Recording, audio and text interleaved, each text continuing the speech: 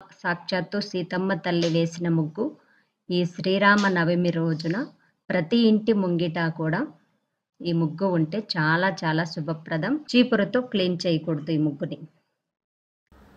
ఇక ఈ ముగ్గుని ఈరోజు నైటే కూడా మీరు వేసుకొని రెడీగా ఉంచుకోవచ్చు. రేపు అర్లీ మార్నింగ్ పూజ చేసుకునే వాళ్ళు ఆ గడియల్లో దీపాలు వెలిగించుకోవాలి.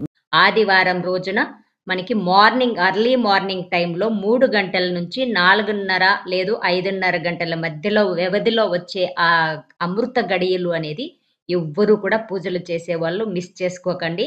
ఆ ఇంట్లో తయారు చేసిన పసుపు చాలా శ్రేష్టమైనది. దాంట్లో మనము రోజ్ వాటర్ మిక్స్ చేసి దారం తడుపుకొని ఆ దారంతో మనము 9 ముడులు వేయాలి. శ్రీరామ జయ రామ జయ జయ రామ.